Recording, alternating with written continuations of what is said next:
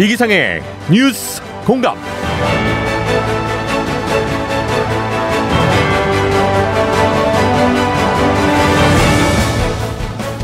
청취자 여러분 안녕하십니까, 이기상입니다. 지난 2009년에 개봉되었던 필립 브로닝 감독의 다큐멘터리 위대한 침묵, 3시간에 가까운 러닝타임 동안 프랑스의 카르투시오 수도원의 고요한 침묵만이 전해졌지만 오히려 그 침묵 속에서 더 많은 것을 보고 듣고 또 깨달을 수 있었다라는 그런 이야기들이 많았습니다. 자, 그런데 어제 저녁에 베이징 동계올림픽에서도 침묵이 이어졌습니다. 피겨스케이팅 여자 싱글 경기에 금지 약물 복용 논란으로 도핑 논란을 일으켰던 카밀라 발리에바 선수가 출전하자 한국 해설위원은 물론이고 일부 국가 해설위원들까지 발리에바 선수의 경기가 열린 3분 동안 무거운 침묵을 선택한 건데요. 자, 금메달보다 더 소중하게 생각하고 지켜야 할 것, 그건 바로 모든 선수들의 꿈과 또 노력이라는 걸 잊지 않았으면 좋겠습니다.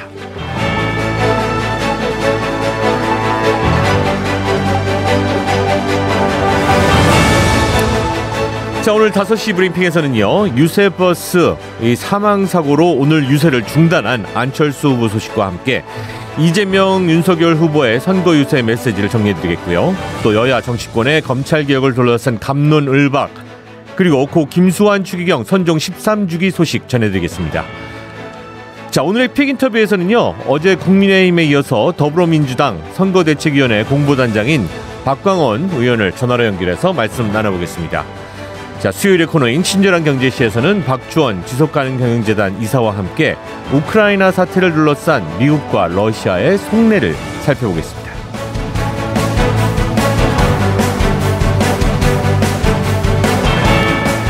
자, 오늘도 이기상의 뉴스공감 청취자 여러분과 함께 만들어 나갑니다. 100원의 유료 문자 샵 1053으로 참여해 주시면 되겠고요.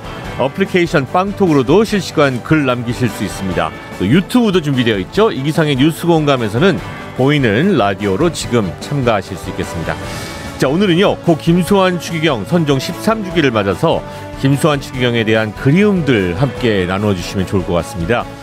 몇 분 추첨해서 명동 피자, 명동 본점에서 제공하는 피자 한 판, 그리고 파멜시에서 제공하는 블랙 더덕차 선물로 보내드리도록 하겠습니다. 자, 청취자 여러분들 많은 참여 기다리면서요, 오늘도 이기상의 뉴스공감 시작합니다.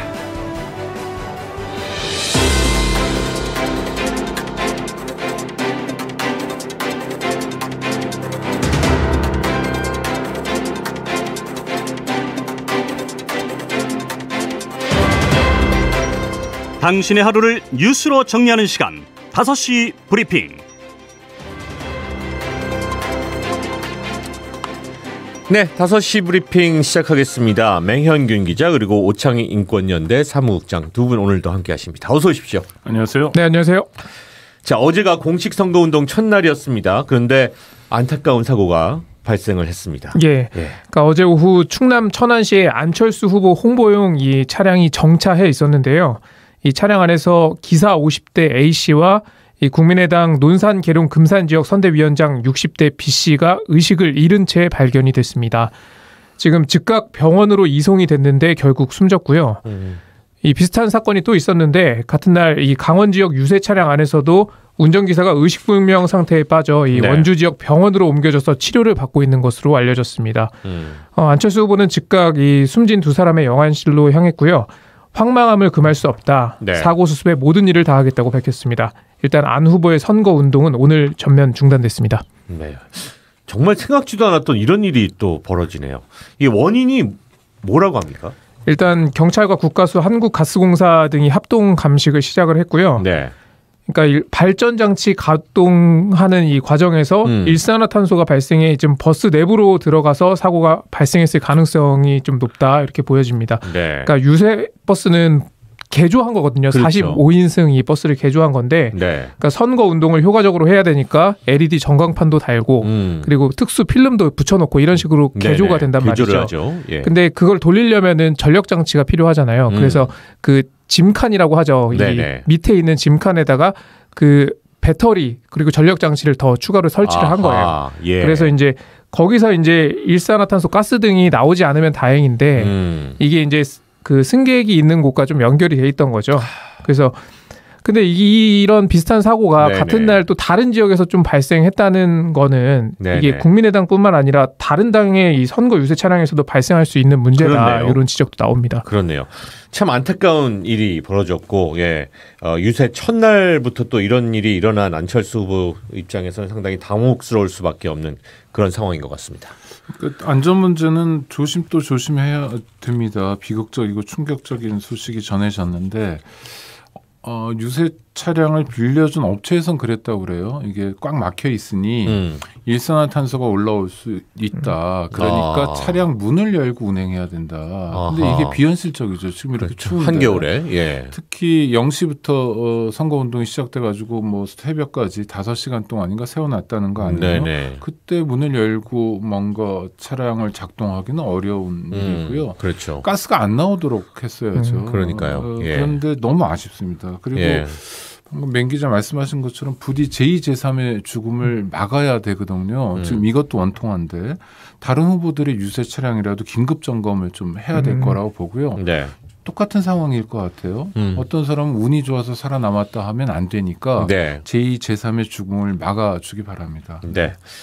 자, 그런가 하면은 오늘 또 오창익 국장님 나오셨으니까 이 문제 짚어보겠습니다. 이낙연 민주당 총괄 선대위원장이 윤석열 후보의 사법개혁 공약을 비판하고 나섰습니다. 그러니까 이낙연 이 선대위원장은 네. 그러니까 윤석열 후보의 검찰개혁 공약이 이 검찰공화국으로의 복귀 선언이다 이렇게 비판을 했습니다. 네. 그러니까 오늘 중앙선대위 본부장단 회의에서 한 발언이고요. 그러니까 위험천만한 발상이다. 무소불위 검찰을 동원해 문재인 정부를 해집겠다고 작심한 것으로 보인다. 위험하고도 불안한 폭주를 막아야 한다고 목소리를 높였습니다. 네. 요게 이제 며칠 전에 있었던 적폐청산 그 발언과 같이 이제 맥을 같이 하면서 이런 어떤 그 우려와 또 논란들이 이어지고 있는데요. 자, 윤 특보는 그 검찰권을 독립시키는 조치다라고 하면서 어제 윤희석 공보특보가 출연해서 그런 인터뷰가 또 있기도 했었거든요. 예, 국민의힘 특보죠. 국민의힘 윤희석 예, 특보가 맞습니다. 이 법무부 장관의 검찰총장에 대한 수사지휘권 폐지는 이 법무부 장관을 통해서 대통령이나 집권 세력이 영향을 미치는 것을 막기 위한 조치다 이렇게 설명을 했었고요. 네. 또 그런 차원에서 민정수석실도 폐지한다고 한 것이다 이렇게 덧붙이기도 했습니다. 민정수석실 폐지한다는 얘기도 했었고 결과적으로 계속 문제가 있다 싶으면은 공수처도 뭐 없던 걸로 예. 하겠다 뭐 이런 얘기들이 나왔었죠. 그러니까 말만 들으면 괜찮은 일을 하는 것 같아 보여요. 네. 검찰의 독립, 중립이기 때문에.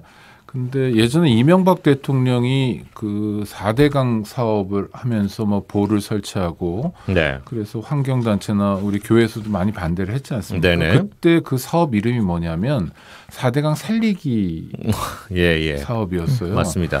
그러니까 반대하는 분들은 살리기를 반대하는 것처럼 되는데요. 그래서 일단 이름을 잘 졌다. 독립이라든지 중립이라든지. 네네네. 핵심적인 문제를 좀 설명을 드리겠습니다. 네. 하나는 지금 검사들은 누구의 지휘를 받냐 하면 검찰청법에 의해서 법무부 장관의 지휘를 받습니다. 네. 검찰총장은 누굴 지휘하냐면 검찰청 공무원들을 지휘해요. 네. 검찰총장도 검사이기 때문에 장관의 지휘를 받아야 됩니다. 네. 왜 그러냐 하면 검찰청은 사법부가 아닙니다. 독립된 기관이 아니라 행정부에 속해 있는 기관입니다. 네. 그러니까 대통령이라는 선출 권력을 정점으로 한 정치적 책임 속에 놓여져 있는 겁니다. 그런데 검사들이 착각을 흔히 많이 하는데 왜냐하면 너도 그렇고 나도 그렇고 사법시험에 합격한 사람들 아니냐. 그런데 저기는 저렇게 따로 하는데 우리는 왜 그러냐. 라는 착각을 해요. 그런데 이거는 법무부의 외청에 불과한 겁니다. 그러니까 정치적으로 독립하는 게 굉장히 위험한 거죠. 왜냐하면 네네. 검사들만의 조직이 될 가능성이 높기 때문입니다. 검사들이 지금도 검찰이 엄청난 권력을 가지고 있다고 하는데요. 딱 3가지 권력이 큽니다. 하나는 수사권, 그다음에 기소권, 형집행권이라는 건데요. 수사권은 수사를 할 수도 있고 안 할 수도 있습니다. 검찰이 이를테면 동료 검사들이 무슨 접대를 받았는데 100만 원이 안 된다 해서 제대로 수사하지 않았죠. 97만 원이라고 해서 봐줬어요.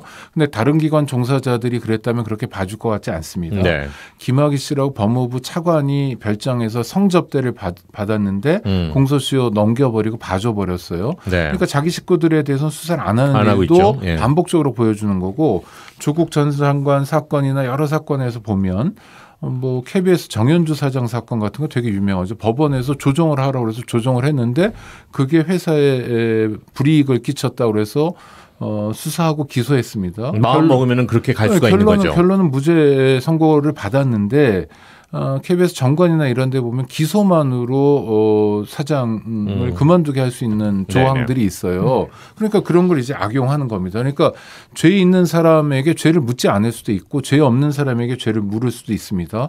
정 억울하면 나중에 재판받고 무죄로 돌아오라는 거예요. 그런데 그 기간 동안 3년, 4년 또는 5년, 6년 동안 그 사람이 당해야 될 고통 굉장히 큽니다. 회복할 수 없는 고통이고요. 그다음에 기소도 마찬가지죠. 경찰이 이제 수사를 해서 가져오더라도 검찰에서 기소할 수도 있고 안 할 수도 있어요. 이거는 독점주의입니다. 그러니까 수사는 그래도 경찰에게 일부라도 권한이 가 있는데 수사의 대부분의 권한과 기소에 대한 100% 권한은 검찰만이 쥐고 있습니다. 상당히 지금으로서도 무서운 권한이고 그러니까 자꾸 검찰들이 이 언론에 나오는 거죠. 검찰 관련 뉴스가. 예전에 전두환 노태우 때는 군인들 관련 뉴스가 많이 나왔습니다. 보안사령관을 누가 하느냐, 육군참모총장 누가 됐냐, 서슬이 퍼렇다. 이번에 예편은 누가 했냐, 육사 몇 기까지 진도 나갔냐 이런 뉴스가 많이 나왔는데 지금은 검사들에 대한 뉴스가 많이 나오잖아요. 중앙지검장에 누가 됐다, 몇 기가 됐고, 그렇죠. 남의 기수까지 우리가 다 외워야 됩니다. 어느 대학 나온 사람이고 어떤 인맥으로 움직였다 이런 얘기들 합니다. 왜냐하면 권한이 세기 때문입니다. 그다음에 형집행권은 청취자 여러분들이 많이 관심 안 가지실 수도 있는데 그야말로 형을 집행할 수 있는 거예요. 구체적인 사례를 하나 찾아보면 김우중 전 대우그룹 회장 사건이 있습니다. 이분이요. 한국 경제에 어마어마한 영향을 미치고 IMF를 불러온 분이에요. 그런데 내내 사법 처리 안 되고 외국에 있다가 2005년에 몇 년 만에 귀국해가지고 이제 사법 처리를 당하는데 2005년 6월 달에 이제 구속이 됩니다. 근데 구속되고 난 다음에 병원을 드는데 입원을 4번 하고요. 그 다음에 수술도 한번 하세요. 협심증이라고. 하여튼 그래서 2006년에 가서 1심 재판이 끝나는데 5월 달에 합니다. 그리고 2심 재판이 11월에 끝나요. 이때 이제 징역 8년 6개월을 받습니다. 11월에. 11월. 그런데 12월 22일 성탄절을 앞두고 그러니까 불과 달포 만에 한 달 좀 지난 다음에 형 집행정지로 풀어줍니다. 그리고 다시는 감옥에 안 가세요. 추징금도요. 이분이 액수가 너무 커가지고 이게 얼마였죠? 17조 9,200억 원. 17조. 당시에 2005년 6년에 17조 원을 국가에 내야 될 정도로 어마어마한 손해를 입힌 분인데 안 냈죠. 끝내. 안 낸 거예요, 그냥? 그리고 가셨어요. 하여튼 2019년에 돌아가셨는데 그러니까 추징금도 안 낸 사람을 불과 대법원에서 형이 확정되지도 않았습니다. 항소심 끝났는데 한 달 남짓 만에 풀어줘 버렸어요. 자유의 몸이 됐어요. 아무것도 묻지도 따지도 않았어요. 재벌 회장이 이렇게까지 할 수 있습니다. 이거 너무 심하죠. 그때만 여론의 질타를 받으면 그만인 거죠. 넘어가죠 또. 근데 그렇죠. 그러니까 검찰권이 이렇게 잘못 작동될 때 정말 얼마나 위험할 수 있는가. 그런데 여태까지는 독립이나 중립 얘기가 검찰에서 별로 안 나왔습니다. 왜 그러냐 하면 법무부 장관이 누가 됐냐면 검찰 선배들이 가서 했거든요. 검찰총장을 하던 분이 가거나 이런 분들이. 갈등의 여지가 없었군요. 별로. 그렇죠. 한 몸이니까. 법무부 장관, 차관 뭐 다 검사들이고 검사들이었던 분들이니까 갈등을 빚을 일이 없었는데 조국 전 장관 때부터 갈등이 생겼죠. 그게 첫 번째 케이스였나요? 아니 박상기 장관이라 그전에 법학자 출신이 가셨는데. 법학자 출신이 있었는데.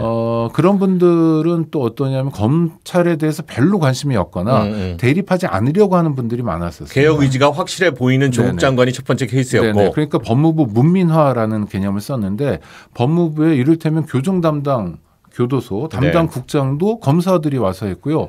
소년원 담당 국장도 검사들이 와서 했어요. 그러니까 소년 보호에 대한 전문가들이 있을 거 아닙니까? 과장까지는 되지만 국장은 검사 자리였는데 이게 김대중 정부부터 하나씩 검사 아닌 사람들이 되기 시작했고 마침내 장관과 차관까지 검사 아닌 사람이 되다 보니까 위기 의식을 느낀 거죠. 그리고 추미애 장관 때는 드디어 갈등이 노골적으로 도드라지기도 했고요. 그런 의미에서 법무부가 검찰에 개입하면 안 된다. 지휘하면 안 된다. 그러니 독립해야 되고 중립해야 된다는 건데 이건 정말 위험한 겁니다. 지금도 검찰공화국인데 만약 법무부의 통제마저 받지 않는다면 이거는 검찰이 어디로 갈지 모르고요. 또 대한민국이 어디로 갈지 모릅니다. 대한민국의 사법 정의를 위해서 검찰의 독립, 검사들이 말하는 검찰의 독립은 매우 위험하다. 이것은 이명박 대통령이 말했던 4대강 살리기와 비슷한 이름만 근사한 검찰을 의한 옛날에 링컨 대통령이 말씀하신 대로 검찰만의 개악안입니다. 네, 윤석열 후보의 검찰 개혁안에 대한 이낙연 민주당 총괄선대위원장의 비판이 있었고요. 그에 대한 말씀 좀 나눠봤습니다. 자, 이어서 대선 후보들의 주요 메시지들을 좀 살펴보도록 하죠. 호남과 강남, 그리고 또 윤석열 후보는 호남과 이재명 후보는 강남, 이렇게. 네, 맞습니다. 예. 그러니까 각자 좀 지지세가 약한 지역을 찾은 모양인데, 네. 그러니까 먼저 윤석열 후보는 광주를 찾아서 이제 호남 표심 잡기에 주력을 했습니다. 네. 그러니까 고 김대중 전 대통령을 위대한 지도자라고 추켜 세우면서 지역주의 타파, 부정부패 청산 등을 강조했고요. 특히 부정부패는 정치보복 문제가 아니라고도 했습니다. 이와 함께 민주당 독점 정치가 광주와 전남을 발전시켰냐며 광주가 역내 GDP 꼴등이다 이렇게 이야기하기도 했습니다. 네. 반면 이재명 후보는 방금 전 그 서울 강남역에서 오늘 첫 유세에 나섰고요. 강남은 또 보수 지지세가 강한 곳이잖아요. 네네. 이곳에서 이제 양극화와 저성장 시대의 최대 피해자는 청년이다. 청년에게 기회를 주는 국가를 만들겠다 이렇게 호소를 했습니다. 또 코로나19 방역으로 희생을 치르는 모든 국민, 특히 소상공인에게 보상하겠다면서 당선 즉시 50조 원 규모의 지원을 약속하기도 했습니다. 네, 지지세가 좀 약하다 이야기 되고 있는 그런 그 이재명 후보 같은 경우에는 강남, 그리고 또 윤석열 후보 같은 경우에는 광주를 찾았습니다. 뭐 당연한 일인데요. 저는 뭐 어떤 후보가 광주에 가면 김대중 대통령을 지켜 세우고 부산에 가면 노무현 대통령, 뭐 대구에 가면 박정희 대통령 얘기를 많이 하는데 이건 이제 좀 그만했으면 좋겠어요. 왜냐하면 결과적으로 이게 지역주의를 강화시키는 일입니다. 그런 부분이 있죠. 네, 아니, 김대중 대통령이 훌륭하고 위대한 대통령이었다는데 그냥 훌륭하다 그러면 됩니다. 전적으로 뭐 동의한다 하더라도 광주에서만 찾을 대통령은 아니잖아요. 네네. 박정희 대통령이 뭐 잘한 면이 있다. 그래도 대구에서만 찾을 대통령은 전 아니라고. 국민의 대통령이니까요. 그렇죠. 예. 그러니까 앞으로는 대통령이 되려는 분들이 국민 통합의 관점에서 이전의 전직 국가 지도자들도 거명했으면 하는 바람입니다. 네. 자, 오늘 그 우크라이나 사태 좀 살펴보도록 하겠습니다. 이게 먼 나라 이야기 같지만 사실 우리하고 전혀 상관이 없는 게 아닙니다. 일단은 러시아에서 병력을 철수하겠다? 이거 지금 어떻게 되고 있는 겁니까? 그건 미국에서는 뭐 우리는 파악 못했다 뭐 이렇게 얘기 나오고 있고요. 훈련 중인 병력을 철수하겠다라고 했는데 그러니까 일부 철수했다라고 했습니다. 근데 여기 이런 주장이 이제 바이든 미국 대통령은 침공 위협이 여전히 크다 이렇게 강조를 했고요. 또 러시아가 침공할 때는 강력한 제재에 나서겠다며 긴장 수위를 늦추지 않았습니다. 네. 자, 잠시 후 친절한 경제시에서는 우크라이나 사태 각국의 어떤 속셈과 본질에 대해서 좀 짚어보는 시간 갖도록 하겠습니다. 이게 전쟁으로 이어지지 않아야겠다라는 그런 바람을 다들 가지고 있는 것인데 일단은 지금 뭐 철수 이야기가 나오고 있으니까 그나마 좀 다행이다라는 생각이 들고요. 이거는 잠시 후에 또 짚어보도록 하겠습니다. 자, 2월 16일 오늘 가톨릭교회 큰 어른 그리고 고 김수환 추기경이 선정한 지 13년째 되는 날입니다. 참 많은 분들이 그리워하는 바로 김수환 추기경인데요. 예, 13년이 됐네요 벌써. 예. 네.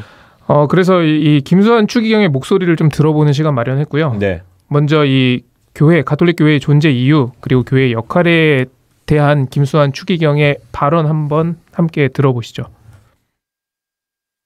예수님이 모든 것을 당신을 위해서 아니고 남을 위해서 당신 전부를 바쳤듯이 교회도 어느 시대에 살든지 그 뭐 전체적으로 봐서 무슨 사회정의다 인권 문제만이 아니고 무슨 자선이라든지 복지 이런 면에 있어서도 늘 교회는 세상을 위해서 사람을 위해서 봉사하는 그런 자세에 있어야 되니까 교회가 무슨 사회 참여를 해야 된다 안 해야 된다는 건 근본적으로 벌써 교회가 남을 위해서다. 봉사를 위해서다. 이 점에서도 당연한 거죠. 네. 참 반가운 목소리네요. 목소리 오랜만에 들으셨죠? 예. 저도 찾아보면서 다시 한번 좀 생각하면서 듣게 됐습니다. 그렇습니다. 그 김수환 추기경님 그 특유의 그 목소리 톤이 있어요. 경상도 반가워요. 예. 노인이시고 저는 네. 90년대 중반부터 은퇴하시고 하여튼 몇 년 동안 추기경님 심부름을 여러 가지를 했었습니다. 왜냐하면 추기경님이 민원이 많으셔요. 그러니까 당신의 민원이 아니라 네. 무슨 뭐 감옥에서 편지도 많이 오고 네. 그러니까 어떻게 도울 방법을 찾아봐라 이런 말씀 많이 하셨고요. 근데 뭐 파키스탄 사형수 외국인으로 최초로 한국에 사형수 됐던 두 분도 정말로 그분들은 목숨을 김수환 추기경님한테 비쳤습니다. 추기경님 덕분에 구명운동 해가지고 사형수를 무기로 감형해서 이제 강제 추방 형식으로 자기네 나라로 돌아갈 수 있었고요. 그 다음에 예전에 뭐 간첩단 사건도 조작하고 많이 그랬잖아요. 얼마나 많았습니까? 구미 유학생 간첩단 사건, 그러니까 유럽이나 미국에 유학 갔던 사람들 엮어서 간첩단 사건도 만들고 그랬는데 거기 사형 선고 받았던 양동화 씨도 석방돼서 나오자마자 결혼을 명동성당에서 했는데 김수환 추기경님이 줄에 서주셨고요. 이런 일화가 정말 셀 수 없이 많습니다. 양기승이라는 의사가 있는데요. 녹색병원이라고 원진 산재병원 유명한데 그걸 만든 분인데 이분은 대학생 때 서울의대생이었는데 학생운동 민주화운동 하다가 대학에서 안 받아주는 거예요. 의사가 될 수가 없었어요. 김수환 추기경님이 아일랜드까지 보내주셨습니다. 그래서 아일랜드 가서 의사 공부를 해가지고 의사가 돼서 한국에 돌아와서 정말 의사 중에 가장 모범적이다라고 얘기할 정도로 많은 활약을 보여주셨죠. 이런 얘기가 앞서 말씀드린 것처럼 정말 한둘이 아닙니다. 또 하나의 클립이 있다고요? 예, 두 번째 목소리 아주 유명한 얘기인데요. 그러니까 1980년대 명동성당은 이 쫓기는 이들의 피난처다. 민주화의 성지가 되었죠. 그래서. 그렇죠. 네, 그 관련된 발언 한번 들어보시죠. 여기 공권력이 투입되면은 맨 앞에 당신들이 만날 사람은 나다. 그리고 내 뒤에 우리 신부들이 있다. 신부들도 들어와서 있었으니까. 또 그 뒤에 수녀들이 있을 거다. 그래서 당신들은 나를 밟고 또 우리 신부들도 밟고 수녀들도 밟고 넘어서야 학생들하고 만난다. 이게 유명한 말씀이죠. 이것도 추후에 그러니까 회상하신 발언입니다. 근데 87년 6월 항쟁 때 6월 항쟁만이 아니라 굉장히 많은 순간마다 뭐 노동자들, 학생들 많이 왔습니다. 답답할 때도 많았어요. IMF 때 뭐 은행 직원들 와서 농성하는데 제가 아침에 명동성당 출근하는데 산이 있더라고요. 뭔가 봤더니 쓰레기 산이에요. 그러니까 이 사람들이 쓰레기도 안 치우고 그야말로 돈 줄 테니까 쓰레기 니들이 치워라 하고 간 거예요. 그거 정말 속상하잖아요. 이렇게 약자라고 해서 받아주고. 근데 갑자기 2,000명, 3,000명씩 들어올 때도 있고 뭐 정말 엉망진창이었습니다. 근데 정말 잘 견디시더라고요. 약자니까 그렇다. 그리고 무슨 탈북자 관련 일이든 뭐 하면 막 어떤 사람들은 자기 과장도 많이 하고 피해를 막 보고하고 이런 사람도 많은데 사연들이 또 많겠죠. 그때마다 좀 힘든 티를 제가 어리니까 내면 뭐 지금도 힘든 티를 낼 것 같긴 합니다만 뭐라고 그러시냐면 그 자리에 있는 사람들은 당연히 그런 거다. 당연히 오버하기도 하고 갈 데도 없고 기댈 데도 없으니까 그래도 우리한테 기대는 게 얼마나 고맙냐 이런 말씀을 해주셔가지고 저는 하여튼 평생에 걸쳐서 정말 많이 배웠습니다. 진심으로 돕는 분의 그런 말씀인 것 같습니다. 그 자리에 계셔 주시고 심리를 가자고 그러면 적어도 오리라도 좀 가려고 하시는 모습이셨던 것 같아요. 알겠습니다. 자, 오늘도 두 분과 함께 말씀 나눴습니다. 대단히 감사합니다. 감사합니다. 고맙습니다.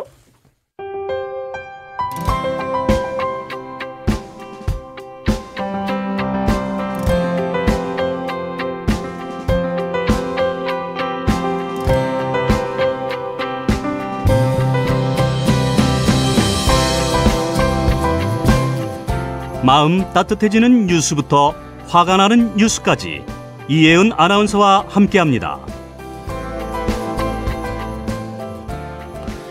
자, 베이징 초이스 함께 하겠습니다. 어떤 소식 들어와 있을지 오늘도 이혜은 아나운서. 안녕하세요. 네, 안녕하세요. 이혜은입니다. 자, 어제 그 피겨 연기 참 아름다웠고요. 네. 김연아 선수가 이렇게 뿌려놓은 이제 그 씨앗들이 자라고 있구나라는 것을 예전에 박세리 선수가 뿌려놓은 씨앗이 자라났던 것처럼 그게 보이더라고요. 그렇죠. 이 김연아 키즈들의 연기 정말 훌륭했고요. 유영 선수가 6위, 김예림 선수가 9위로 두 선수 모두 톱10 진입에 대단한 거예요. 일단 했습니다. 내일 저녁에 프리 프로그램 연기가 또 펼쳐지겠고요. 네. 그리고 여자 컬리팀 어제 남은 3경기 중에서 전승하는 시나리오가 가장 좋다고 했는데 네. 오늘 오전에 스위스와의 경기에서 4대4로 접전을 이어가다가 8대4로 아쉽게 패를 했습니다. 네. 일단 오늘 저녁 9시에 덴마크랑 경기가 또 있으니까요. 네. 응원 많이 해주시기 바랍니다. 자, 한 개를 졌지만 어쨌든 나머지 또 2개 이기면서 또 기회를 봐야 되는 거죠? 네, 그렇죠. 네, 알겠습니다. 일단은 다 이겨야 합니다. 네. 자, 오늘이 골든데이라고 하던데 어떤 금메달 계획들이 금메달 계획하지 않죠 우리가 어쨌든 계획이 있습니까? 네, 일단 쇼트트랙에서 금메달이 나올 가능성이 높다라고 보고 있는 건데요. 네. 오늘 오후 8시 반부터 쇼트트랙 대표팀 선수들 마지막 금메달 사냥에 나섭니다. 여자 1500m 개인전 그리고 남자 계주 5000m 경기가 연이어서 열릴 예정인데요. 네. 여자 1500m 준준결승에 최민정, 이유빈, 김아랑 선수 출전하고요. 오늘 결승 경기까지 모두 치러집니다. 네. 지금 조 편성이 이미 나와 있는데요. 이유빈 선수 조에는 캐나다의 간판 킴부탱 선수가 있어서 조금 조심을 해야겠고요. 네. 또 최민정 선수는 중국 선수 장휘팅을 조심해야 할 것 같습니다. 그래도 이번 여자 경기에서는 심판장이 바뀐다고 하는 희소식이 들려왔습니다. 이 편파 판정 논란을 불러왔던 영국의 피터 워스 심판장 대신에 네. 헝가리의 베아타 파다르 심판장이 경기를 진행한다고 하고요. 달라질래나요? 네. 조금은 나아지지 않을까라고 생각을 합니다. 남자 계주 경기는 그대로 워스 심판장이 진행을 합니다. 우리 남자 계주팀 이야기도 해보면요. 지금 메달에 대한 각오가 아주 남달라요. 경기 중에 손을 다쳤던 박장혁 선수 다들 기억하실 텐데요.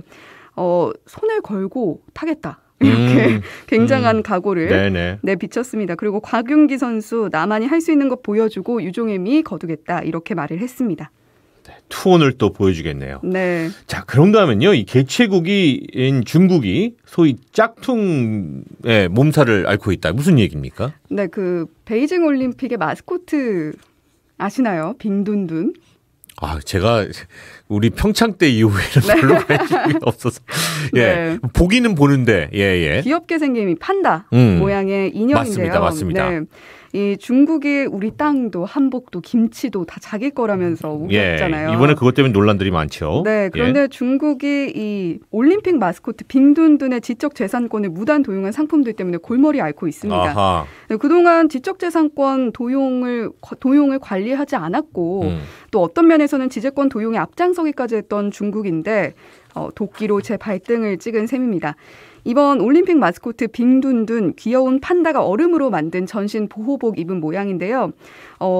이 빙둔둔의 상표권 확보를 하지 않고 무단으로 도용해서 빵을 만들어서 파는가 하면 또는 이 금으로 만든 빙둔둔 모형, 중국에선 진둔둔이라고 하는데요. 네. 이 진둔둔의 크기에 따라서 한화로 약 11만 원에서 640만 원에까지 팔리고 있다고 합니다. 네. 중국이 급히 단속에 나서서 오륜기 로그 또는 빙둔둔의 무단 도용에 대해서 적지 않은 벌금을 부과하고 있는데요.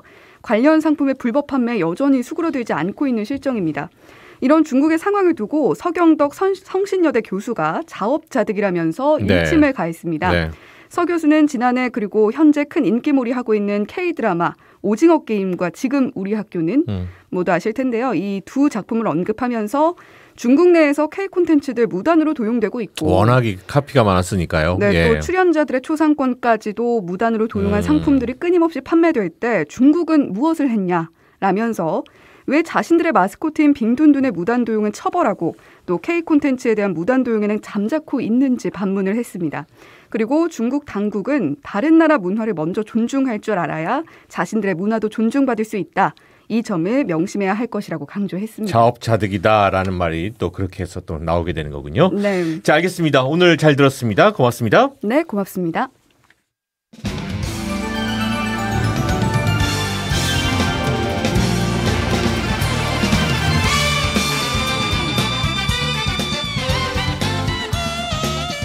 주요 뉴스 가운데 뽑힌 오늘의 픽 지금 바로 시작합니다. 네, 20대 대선 공식 선거운동 이틀째입니다. 공식 선거운동 첫날인 어제 윤석열 후보가 경부 하행선 유세를 펼치면서 정권 교체를 주장한 데 이어서 이재명 후보는 경부 상행선 유세를 이어나갔죠. 오늘은 강남역에서 국민 대통합을 또 외치기도 했는데요. 자, 특히 이재명 후보는 더 이상 이재명 정부가 아닌 모든 세력이 연대하는 국민통합정부 구성을 제안해서 그 배경과 또 구체적인 통합정부 추진 방향에도 관심이 또 쏘이고 있는 것 같습니다. 자, 더불어민주당 선대위 공보단장인 박광원 의원을 전화로 연결해서 이재명 후보의 대선 승리 전략과 또 현안에 대한 이야기 함께 좀 나눠보겠습니다. 자, 박광원 의원님 안녕하십니까? 네, 안녕하세요. 반갑습니다. 네, 자, 선거운동 이틀째를 맞이하고 있는데 바쁘십니까? 예, 많이 바쁘죠. 예. 조금 전에 수원에 가서 네. 경기도당 출정식 하고 왔습니다. 수원에 계시군요. 예. 수원에서 다시 왔습니다. 또 서울 올라오셨고요, 서울로. 지금. 네. 예. 뭐 전국을 이제 뭐 하루 안에 몇 번을 왔다 갔다 하는 그런 분위기가 되는 것 같습니다. 자, 어제 보니까 이제 이재명 후보는 상행선을, 윤석열 후보는 하행선을 따라서 이렇게 공식 선거운동 첫날을 보냈는데 네. 선거 유세 경로 같은 경우에도 뭐 나름의 어떤 정치공학적인 의미를 담을 수 있을 것 같아요. 저는 거기에 상당히 큰 의미가 들어있다고 봅니다. 네. 그러니까 사실 부산은 대한민국의 제2의 도시이면서 지금도 우리 이 해운 물동량을 엄청나게 취급하는 그런 도시거든요. 네. 수출이 부산을 통해서 이루어지는 매우 상징성이 큰 도시입니다. 네.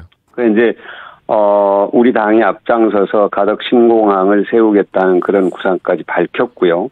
또 이재명 후보는 남북 수도권을 남부 권역으로 이원화해서 그러니까 부산과 경남과 호남까지를 묶는 네. 그런 또 TK까지 묶는 그런 남부 수도권 구상을 밝힌 바 있는데요. 네. 부산에서 시작해서 대구, 대전을 거쳐서 이제 서울 강남 터미널까지 왔습니다. 저는 지역 균형 발전의 의지가 여기에 들어있다 하는 것. 그다음에 이 지역 균형 발전이라는 것이 네. 돼야 지금 현재 우리들이 간절하게 원하는 국민 통합을 이룰 수 있다는 의지가 그 안에 담겨 있다는 것. 또 하나는 서울 강남 고속터미널은 전국의 시민들이 다 모이는 곳입니다. 이른바 팔도에서 모이는 곳이죠. 네. 예, 그것 또한 경부선과 호남선이 만나는 또 의미를 갖고 있어서 그렇죠. 국민 통합 정부의 상징성을 저는 굉장히 강조한 그런 동선이었다 이렇게 봅니다. 네. 자, 이 부분 좀 여쭤보도록 하죠. 요즘에 이제 샤이 이재명의 존재에 대해서들 이야기하시는 분들이 있거든요. 이제 차선의 대선이라는 이 비판 속에서 지금까지 어떻게 보면 좀 마음을 감추고 있던 소리를 내지 않았던 이재명 표심 어느 정도 존재하고 또 지금 이제 대선을 앞두고는 힘을 어떻게 발휘할 거라고선 예상을 해보십니까? 혹시 어제 진행하시는 분께서는 이재명의 TV 광고를 보셨나요? TV 광고를 제가 아직 못 봤어요. 이재명을 싫어하는 사람들, 그러니까요. 이재명을 싫어하는 분들께 이런 제목의 그 TV 광고였는데요. 맞습니다. 너무 대놓고 어떻게 보면 막 약간 이게 셀프 디스가 아닐까 싶은 생각이 들 정도로. 그게 이제 이런 거죠. 그러니까 이재명 후보가 그렇게 완벽한 사람이 아니고 네네. 많은 사람들은 흠이라고 지적을 하지만 예를 들면 말을 많이 한다. 또 공격적이다. 또 무슨 어렵게 자랐다. 가정이 복잡하다. 이런 얘기들을 하는데 네. 그게 흠이 아니라 이재명이 살아온 어떤 과정에서 겪은 상처다. 네네. 그리고 그 가운데 상당 부분은 사회적 약자들과 함께하는 과정에서 일어난 일들이다. 이런 얘기죠. 네. 그러면서 저는 다소 그런 상처를 갖고 있는 사람이지만 이제 냉정하게 한번 봅시다. 네. 과연 누가 잘할 수 있는가 이 시점에서. 지금 대한민국이 겪고 있는 이 코로나 위기, 양극화의 위기, 소상공인과 자영업자의 생존 위기, 경제 위기, 네. 국제질서 위기, 이 위기를 극복하는 그 역할을 누가 잘할 수 있는가 한번 생각해 주십시오. 더 크게 한번 봐주십시오. 이 얘기거든요.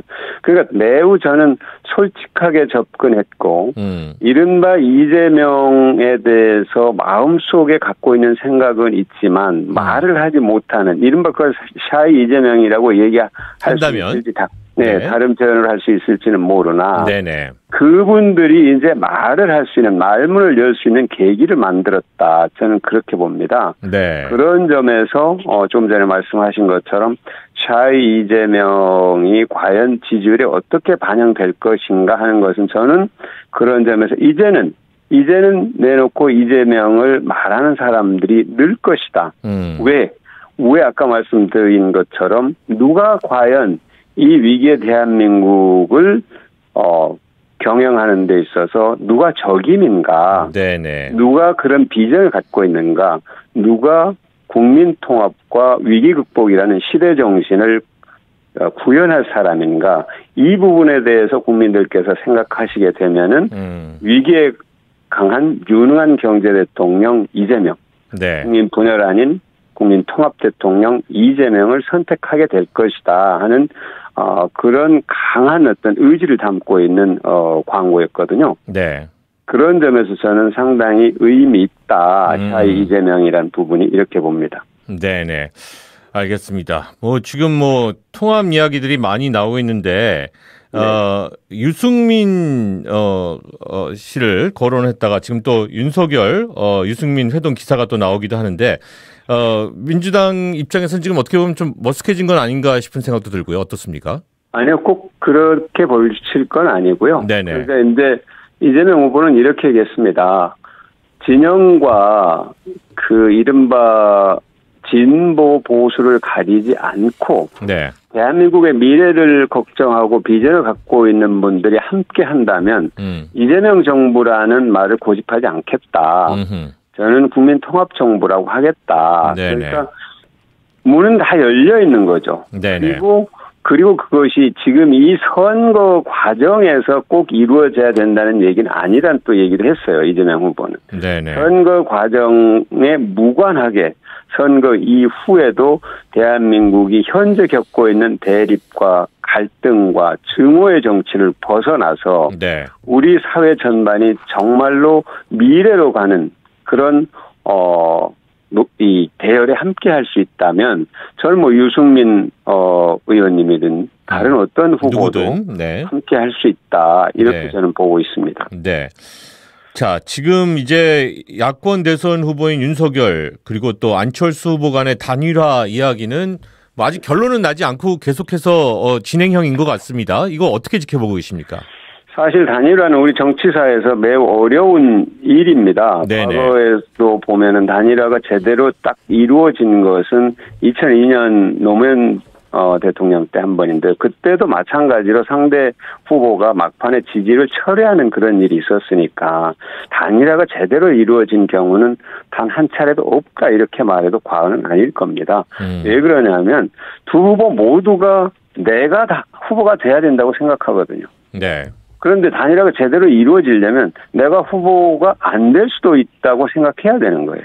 그래야 네네. 단일화가 이루어지는 거지. 그렇죠, 그렇죠. 내가 후보가 돼야 된다고 생각하면은 그게 상대들을 양보하라는 얘기니까. 이야기 자체가 시작이 안 될 수도 맞습니다. 있는 거죠. 예. 그러다 보면 그 과정 또 방식 절차 이런 걸 두고 정말로 지리한 힘겨루기가 계속되고요. 네. 그러다 보면 에너지가 다 소진되고 국민들은 지쳐요.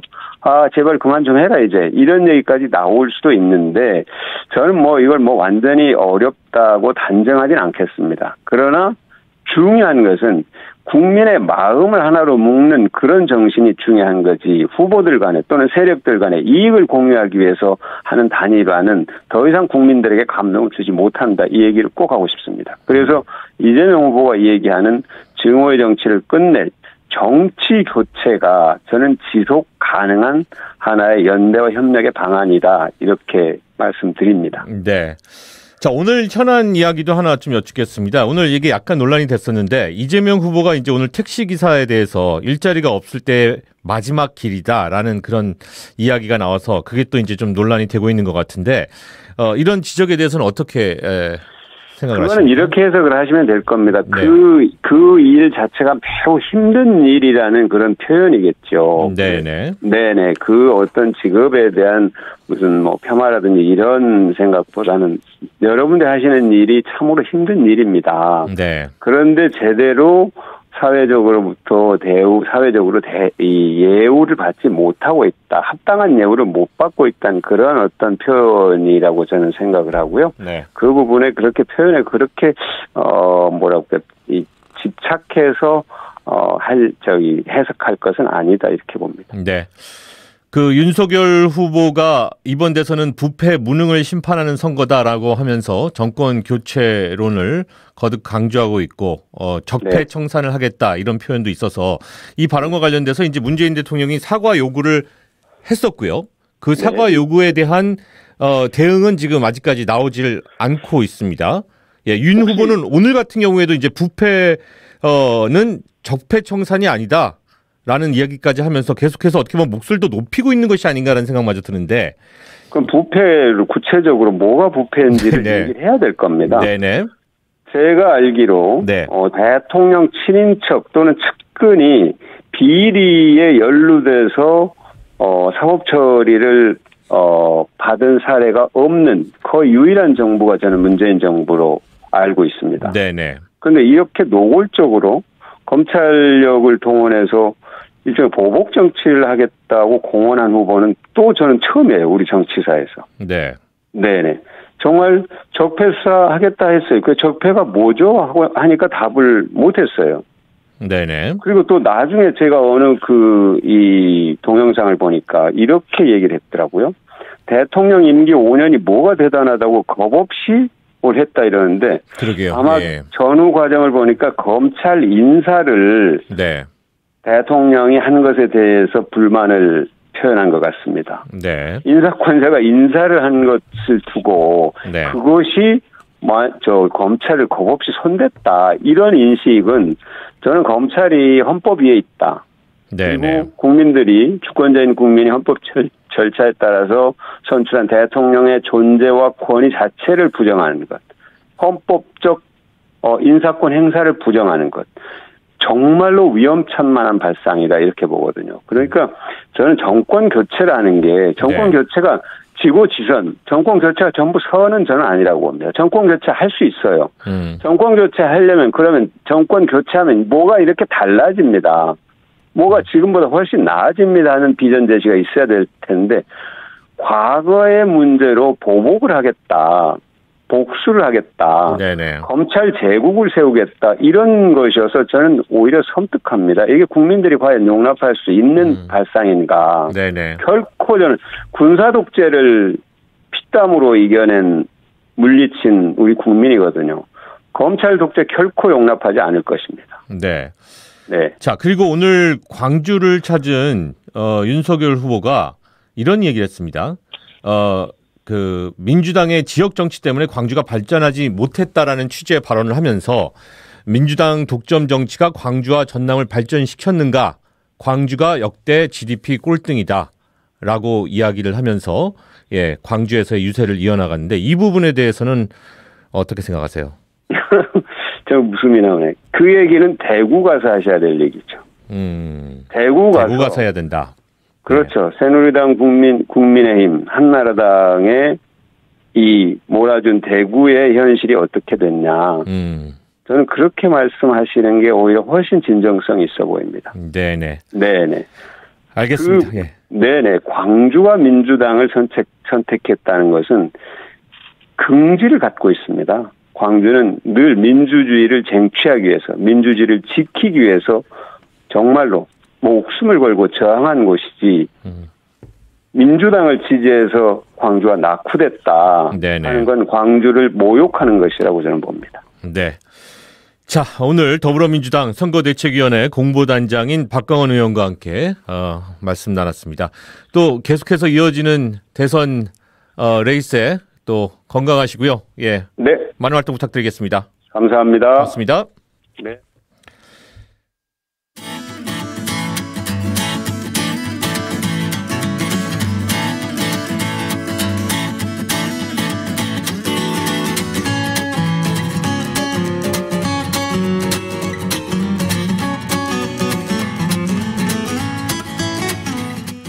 경제 전반에 대한 내용을 하나씩 풀어드립니다. 친절한 경제씨.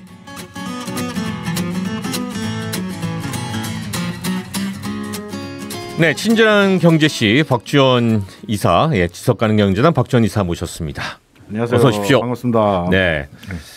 자, 이 최근에 그 러시아가 우크라이나를 침공할 것이라는 이 외신 뉴스 계속해서 이어지고 있고요. 또 그리고 그 외신으로 전해져 오는 그 칠순 할머니가 요만한 네. 총 들고서는 총 쏘는 거 배우고 있는 모습들, 혹은 5살짜리 아이가 총을 이렇게 만지면서 있는 이 모습이 너무 마음이 아프더라고요. 그렇죠. 예. 가슴 아픈 현실입니다. 네. 자, 이 우크라이나와 러시아 간의 이 갈등에 대해서도 한번 좀 짚어보고요. 그 경제적인 배경도 우리가 좀 짚어봐야 될 부분이 아닌가 싶습니다. 일단 오늘 들어온 뉴스는 러시아가 우리 철수한다. 뭐 이런 얘기도 하고요. 네. 그럼 미국은 아직 확인된 바 없다. 그렇죠. 뭐 이 정도까지가 지금 가장 업데이트된 내용인 것 같습니다. 네. 그럼 우크라이나 정부에서도 일관된 목소리가 안 나오더라고요. 네. 바로 어제 오늘 계속 보니까 뭐 영국 주재 우크라이나 대사는 뭐 나토 가입 안 한다 이렇게 얘기하다가 또 저기 뭐 독일 총리 만난 대통령은 원래 그 우크라이나 헌법에 나토 가입이 명문화되어 있어요. 아하. 그럼 우리는 가입한다. 이렇게 네네. 뭐 다른 소리 하고. 뭐 이렇게 지금 상황이 뭐 급변할 좀 계기는 좀 있는 것 같아요. 네네. 자, 그런데 이제 우크라이나와 러시아 간의 갈등에는 유럽으로 이어지는 러시아산 천연 가스 송유관이 핵심이다라는 그런 말이 있는데요. 맞습니다. 예, 요거 어떤 내용인가요? 이게 좀 에너지 전쟁의 측면이 좀 강한데요. 네. 이게 아무래도 이제 우리랑 지정학적 거리도 멀고 그것도 네. 없기 때문에 사람들이 좀 잘 감이 안 와닿지가 와요. 않아요. 예, 그래서 중국하고 대만하고 뭐 갈등이 있으면 우리한테 불똥 튈까? 근데 우크라이나는 그렇죠.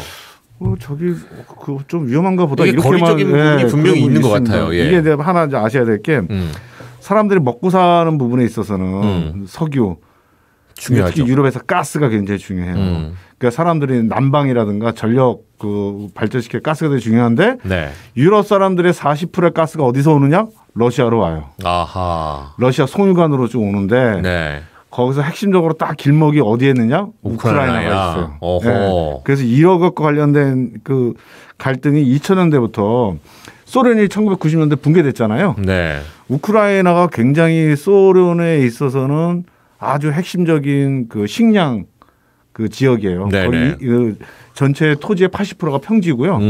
그리고 흑토가 30%를 차지해서 굉장히 비옥해요. 네. 그래서 그때 옛날에 그 소련의 빵 바구니라고 불렸거든요. 우크라이나가. 소련의 빵 바구니다. 예. 그리고 군수품의 30%도 거기서 저기 뭐 담당을 했고 이쪽에 이제 우크라이나하고 유럽하고 완충지대 역할을 하기 때문에 여기다가 소련이 핵무기도 한 100개 정도 막 갖다 놓고 막 이랬었어요. 네. 그 친했는데 2000년도부터 이제 소련이 붕괴되면서 친서방 정권이 이제 들어서고 그러다 보니까 이제 러시아하고의 갈등이 이제 본격화되면서 네. 근데 그 불똥이 유럽한테 튀기는 거죠. 네. 그 송유관을 뻑하면 그 푸틴이 잠가버리는 전략을 쓰거든요. 아하. 유럽을. 그러니까 2006년부터 올해 12월까지 총 4번을 잠갔는데 실제로 그 파이프라인 여러 개가 있는데 2009년도에는 푸틴이 다 잠궈버렸어요. 유럽을 하는 송유관을. 네. 그래서 동유럽에서 수천 명이 막 그 추워갖고 봉사하는 상황이 발생하고 있는 거죠. 네. 근데 이거를 가면 그런 사람들이 그렇게 생각할 거예요. 청취자분들.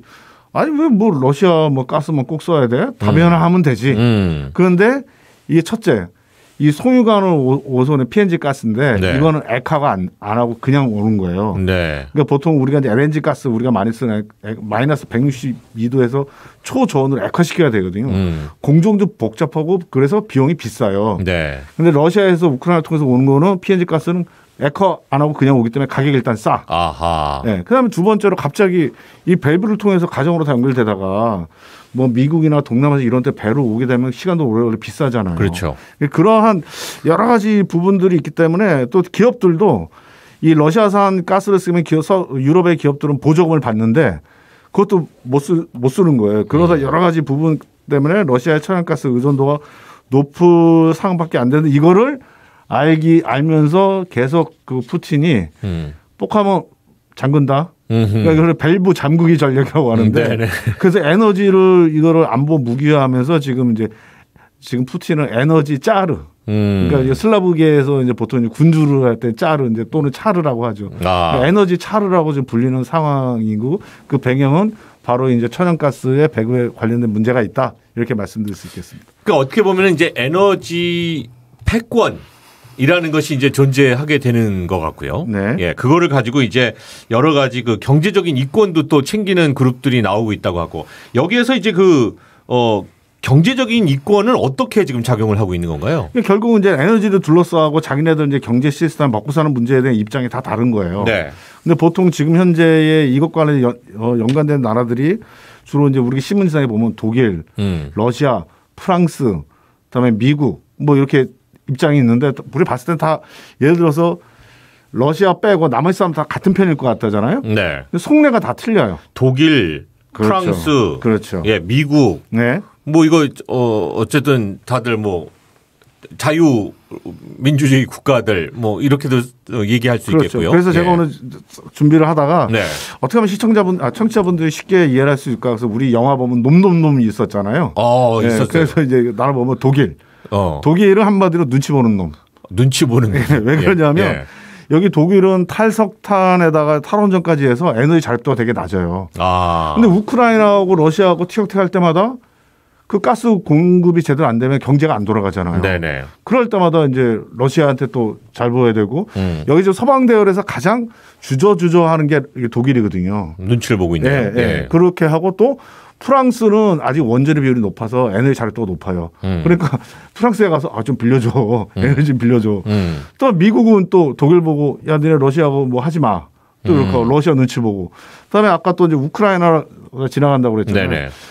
러시아도 잠글 수 있지만 우크라이나도 잠글 수 있어요. 어허. 그러니까 눈치 다 봐야 되는 거예요. 여기저기서 눈치 봐야 되네. 그래서 눈치 보느라고 이제 굉장히 좀 바쁘고. 에너지 패권이네 정말로. 그렇죠. 예. 그래서 이제 여러 가지 우크라이나를 걸치지 않는 다른 루트를 만들려고 노르트 스트림이라고 해서 하는데 이걸 또 미국이 러시아가 직접 하지 마 이렇게 막 반대를 했었죠. 네.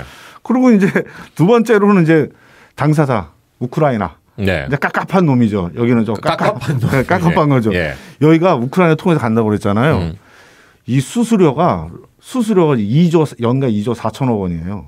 그러니까 우크라이나를 통해서 에너지가 그렇죠. 지나가는 것에 대한 그렇죠. 러시아가 비용이. 유럽에 파는 거잖아요. 그 소위 지나가는 그 수수료를 연간 2조 4천 원인데 이거 그쪽의 경제 상황을 비해서 남는 장사에 짭짤하죠. 그런데 계속 이거를 만약에 우크라이나를 통하는 게 아니라 독일하고 다른 유럽하고 러시아와 같이 노르트 스트림에서 다른 관을 하게 되면 그럼 우리는 돈도 적게 들지만 다음에 이걸 갖고 이제 안보 무기화해서 러시아가 못 치도록 하는데 이거 없으면 우리는 당할 수도 있다. 그러니까 깝깝한 거고 또 이제 프랑스는요? 뉴스 보면 나대는 놈이죠. 나대는 놈. 네. 보시면 아시겠지만 혼자서 막 푸틴 만나러 막 댕기잖아요. 네네네. 그러니까 뭔가 존재감을 보여주려고 하는 거예요. 네. 그래서 이제 4월달에 대선도 있기 때문에 그런 거고. 이제 이 중에서 가장 혼자서 우리가 짭짤하게 우리 이제 즐기는 놈이 있어요. 그게 바로 러시아예요. 원유 가격이 상승하면서 경제 상황이 굉장히 좋아지고 뭐 화폐 가치도 좋아지고 채권 다 좋아지는 거죠. 그러니까 이거를 되게 즐기고 있는 계속 고조하면서 이 상황이 오래 하기를 바라는 거예요. 근데 이러한 부수적 효과가 뭐냐면 이걸 계속 유지하게 되면 미국 주도의 신재생 에너지 사업에 투자하는 금액을 고유가니까 이쪽이 더 가스나 원유 쪽에 더 원래 석탄 쪽이 더 몰릴 거 아니에요 투자가. 그러니까 미국 주도의 신재생 에너지 산업 패권을 막을 수도 있는 거죠. 그리고 이제 미국이 이제 가장 재밌는 건데 그 입장이 어떻게 되는 거예요? 미국은 이제 음흉한 놈이죠. 음흉한 놈. 왜냐하면 미국 내에서 지금 셰일 가스가 옛날부터 환경 파괴 때문에 못 만들고 있었는데 이거를 이제 여러 가지 그 기술을 고도화해서 팔아 수가 있는 거예요. 그래서 러시아산을 제끼고 자기네 셰일 가스를 유럽 쪽에 납품하고 싶은 부분이 있는 거예요. 그러니까 이런 쪽에서 갖고의 이해가 다 다른데 이 와중에 또 국제 투기자와 헤지 펀드들은 지금 뭐 러시아나 우크라이나 엄청 가격이 거품이 꺼서 낮다. 돈벌이의 수단으로 삼고 있는 좀 그런 상황인 거죠. 네. 자, 이게 뭐 정말 러시아와 우크라이나 간의 이 침공 갈등 이것이 이제 어떤 식으로 전 세계에도 다 영향이 있을 것 같은데 우리나라랑은 무슨 관계가 있을까요? 기본적으로 아무래도 이제 그 우크라이나하고 그 러시아는 천인전에 풍부하기 때문에 우리 수출 주도형 우리 경제 구조를 갖고 있죠 한국이. 기본적인 원자재 공급도 제대로 안 되는데 가격까지 폭등하게 되면 굉장히 큰 타격을 좀 받을 수 있겠죠. 네, 그렇습니다. 자, 우크라이나 사태에 대해서 사실 교황님도 상당히 많은 관심을 지금 쏟고 있고, 맞습니다. 뭐 우크라이나 쪽에서 그렇게 얘기했던가요? 교황님이 우크라이나를 방문하시면은 큰 도움이 될 것 같다라는 얘기가 나올 정도로. 이게 우크라이나는 잘 아시겠지만 그리스 정교회 나라잖아요. 가톨릭 인구 10%밖에 안 돼요. 그럼에도 불구하고 바로 14일 날 한국 시간은 어저께 공식적으로 교황청에다가 교황께서 중재를 했으면 좋겠다 요청이 왔고 제가 봤을 때는 아마 교황청에서 워낙 시급하기 때문에 적극적으로 좀 움직일 가능성이 높은 좀 상황이라고 보고 있습니다. 네. 자, 어쨌든 전쟁만큼은 피해야 될 것 같으니까요. 예, 이 우크라이나 사태 지금 잘 마무리되기를 다시 한번 기원해 보도록 하겠습니다. 박지원 이사님 고맙습니다. 네, 감사합니다.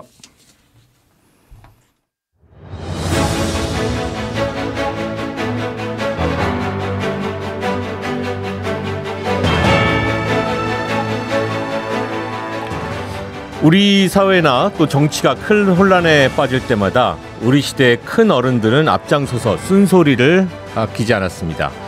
자, 오늘로 선종 13주기를 맞이한 이 김수환 추기경도 우리 시대를 대표하는 큰 어른분 중에 한 분이었죠. 자, 머리에서 가슴까지 내려오는데 70년이 걸렸다는 김수환 추기경의 사랑. 예, 남은 하루는 그 사랑을 되새기는 시간이셔도 좋을 것 같습니다. 함께해 주신 모든 여러분 고맙습니다. 이기상의 뉴스공감 내일 찾아뵙겠습니다. 안녕히 계십시오.